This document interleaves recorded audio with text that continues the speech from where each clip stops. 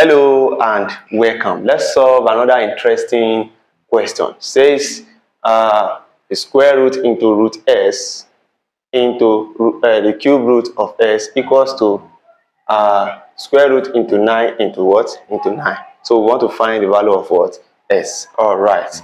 Now the first thing we are going to do, you are going to recall that if we have the square root s here and we have root y here, then we have, let's say, m here.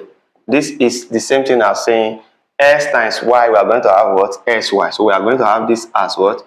Root sy. Then I'm going to have this as what? M. I have shown us this in one of my video. All right. Now it means root s multiplied by 3. We are going to have this to be what? We're going to have this to be 3 multiplied by what? Root s. Then we are going to have this as what? S equals to what?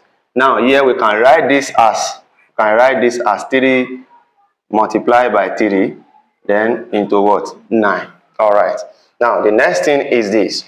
We can rewrite this as 3 multiplied by root s, then s equals to, now we can decide to rewrite this as, now here we have 3 multiplied by root 9. Now because we know that root 9 is also what? 3. So 3 times root 9 is still the same thing as what? 3. Now that we have 3 root s here we have 3 root 9, here we have s, here we have 9. We can rewrite what we have here, or you can decide to write this s in form of 1 all over 3 multiplied by what? Root s, and 9 to the power of 1 all over 3 multiplied by root 9. Anyhow you want to write, but the fact remains that we can equate what we have here with what we have here. Why? Because this is 3 here and this is root s. This is 3 here, this is what? Root 9.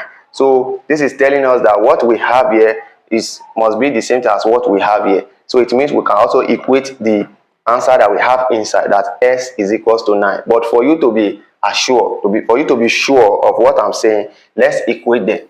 So we can say that 3 root s is equals to what? 3 root what? Root 9. And you agree that 3 will cancel out what? 3. Then we are going to be left with what? Root s to be equals to what?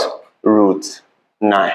And you you observe that this square root here will cancel out this square root here.